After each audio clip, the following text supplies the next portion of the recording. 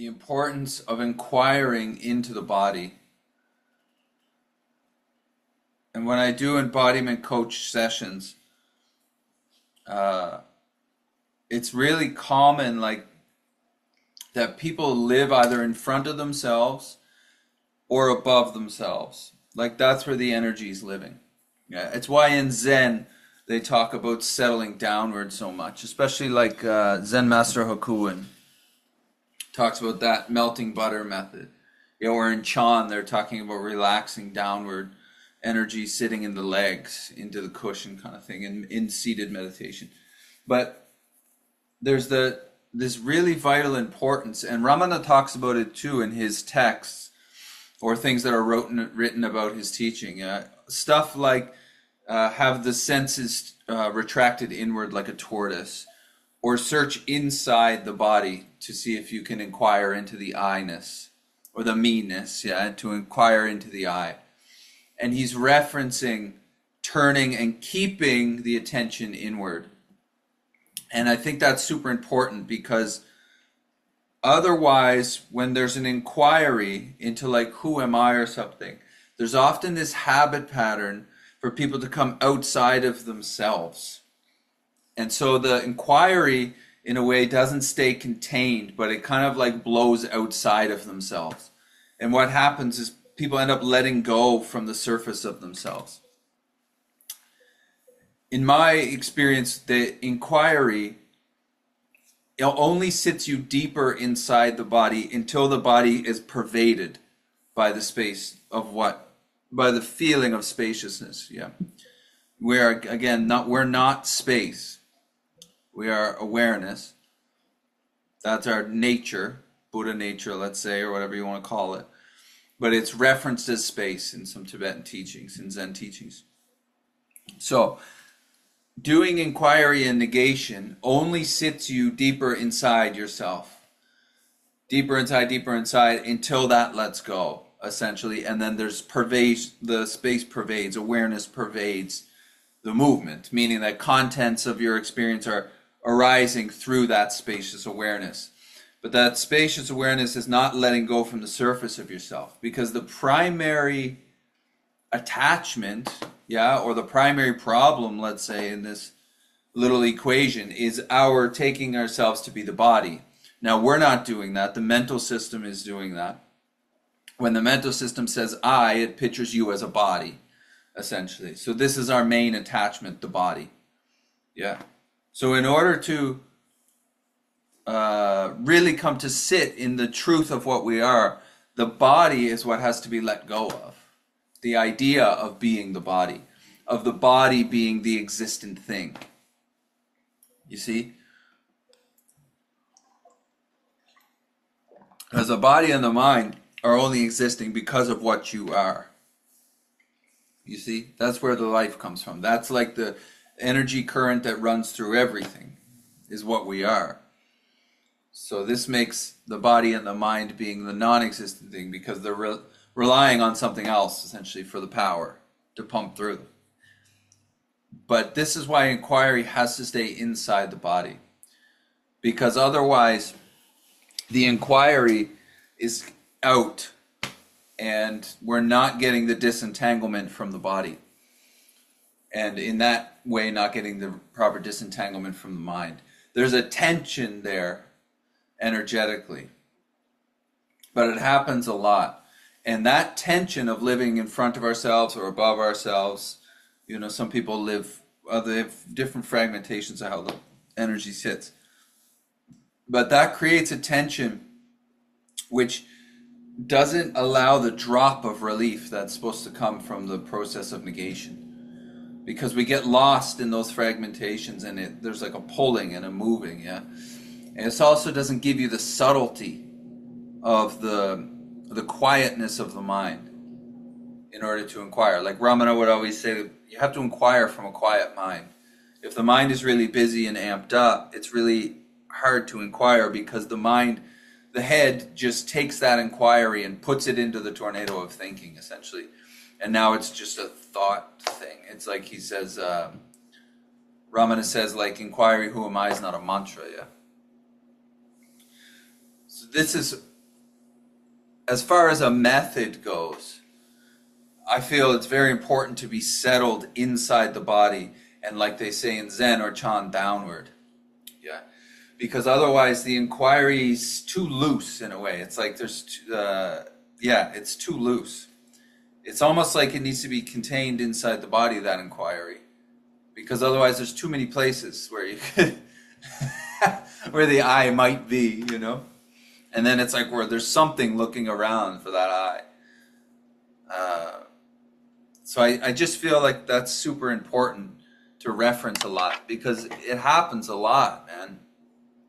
And even though like people like Ramana reference that, the search inside, those habit patterns of the mind and the energy, they want to go outside, or they're pulling this way or pulling this way for whatever reason, you know. And really that's what we're negating, is those movements being our movements. But those movements end up pulling inquiry out and into weird places. So if you're not getting the drop, because I feel like inquiry is really where you see it is in the body, because the body relaxes an incredible amount. It's like the whole thing lets go, and there's this amazing buoyancy and balance to the whole fucking equation there. If that's not happening, it's probably because you're outside the body inquiring. Yeah. Or it's like there's still like this neck is separating the head, like they say in Zen, the neck separates heaven and earth, the body and the head. Something like that, some shit like that's going on, you know? So in my experience, the inquiry drops you inward into the center of yourself more and more. It's almost like stepping back into yourself until there's nowhere else to step, and then that drops off as well. But this is the importance of inquiring inside the body. And if that's not happening, maybe there's a method that needs to be picked up, like the subtle embodiment. I really like that, the settling downward, especially in the senses, because the senses are like that's primarily what's pulling us. The mental, yeah, but like Annamalai Swami would say that if you master your senses, that takes care of 70% of your vasanas, which is a fucking lot of action taken care of just by the senses. You know, because the senses pull us out of our body. And what comes with that is the claiming of those senses. And there you feel you are the senses. Therefore you feel you are the body. And therefore you feel you are the thought process. You see? That's why I love that, what Ramana says, like retracting the senses like a tortoise. Amazing. Or in Zen, Chan, there's this don't touch the senses. It's like the gates are open, but you're not coming out of those gates. Because then we're not inquiring into the internal space, into the heart, like Ramana would say. And it's almost like you get lost, and then the body gets super tight. The energy gets really tight. I had something else I wanted to mention, but I totally forgot what it was. It doesn't matter. So the importance of being inside the body. The other side of that, this is like the craziest. This is one of the most interesting things. It's that you go deep into life, that you become free from life.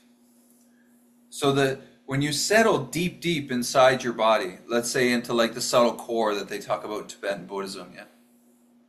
Or that central channel, Sushumna Nadi from yoga. When you settle deep, it's like you're going very deeply into life. And it's through that depth of life that you become free from life. Or free of life, let's say. And when that opens up, when you become free of life, there's a really intimate knowing of the individuality as well as the impersonal awareness at the same time. Because the character doesn't become personal. There's a disentanglement from that. And then there's a really depth of understanding. And then shit can really begin to process through the individual without you getting entangled with it. And there's even more depth. Contact with the individuality, but not as the individual. Do you see? It's as the impersonal awareness. Impersonal meaning that everybody's attuning to the same ground of being. But it's through contact with life. And maybe it seems paradoxical to the head or some shit like that, but negation actually brings you more in contact with life. Because when we're entangled with all the contents that's going on, of what we're not, let's say, the mind, the sensation, the senses, all this shit that's happening, we're not really contacting life. There's an interpretation of life happening from the head, and you're living as that interpretation, essentially. But through negation, there's a more and more subtle contact with life, in inquiring into who that life arises to, and then there's a disentanglement from that contents, and that's how you become free of life or from life, but in the same way. I like free of life. I don't know, it doesn't matter. But in the same way, there's a really nuanced knowing of individuality and the individual's relationship with quote-unquote other at the same time. Those things arise at one time, you see. It's like Nisargadatta said that, what was it? I feel like I'm void, but I also feel like I'm love. Yeah. So if I look inward, I feel like emptiness. But if I look outward, I feel love and like a oneness with everything, for lack of a better language. You see, those things arise together. But it's going into life. And that's why I think settling inside the body is not just important, but inquiry has to happen inside. You have to go inward, go through to be free of, you see? Yeah, super important. So if you're not feeling that you're settling and pervading the body with awareness, maybe go back to method. I mean, I always use the subtle embodiment because I teach it, because I found it so effective to disentangle from the content and settle deeply inside, and then inquiry from there. Chan, I found great methods in that as well. But not to get caught in the method, you see. Those methods are ways to really settle inside your body without getting pulled by the senses, without getting pulled by this and that. And then when you inquire into that depth. And when that happens, that inquiry, it's not like a thought game that you're caught in. It's something very direct. And it's true. It's really true, so it doesn't take too long, I feel, from that internal depth. Yeah. But that internal depth has to be established. And that does not change the fact of what you are. You are always that ground of being. Yeah. But the contents of that awareness, being the mind, the senses, all that shit, if it's too loud, then we're just identified with that only. And we're not, it doesn't feel like you're sitting as awareness, you see? If we're identified with that movement too much. Yeah. It's to go right into the depth, through to be free of. And negation is not a denial, because that would not be going through. Yeah. If you disentangle from the body and the mind in that subtle depth, everything is welcome. The door's open to whatever arises, whether that be perceived good or bad. Yeah. The door's open for anything to arise. And that's the beauty. That's the beauty of the message, the simplicity of it, in a way. So it doesn't change what we are as that ground of being. That's that, you know. That's fact. But we're definitely, a lot of us are living identified with what we're not. with the body and the mind. And that body and the mind is happening and arising and appearing, but our over-identification with it is what has us not sitting in what we are. And that's an over-reliance on self. And that over-reliance on self becomes very uncomfortable. That self, which manifests through the thoughts, those thoughts, when they refer to you, they're referring to a body. And that body needs to be pervaded by what you are. Otherwise, there's an attachment still to the body. There's a boundedness to the body. And that boundedness becomes uncomfortable. It's not relief then.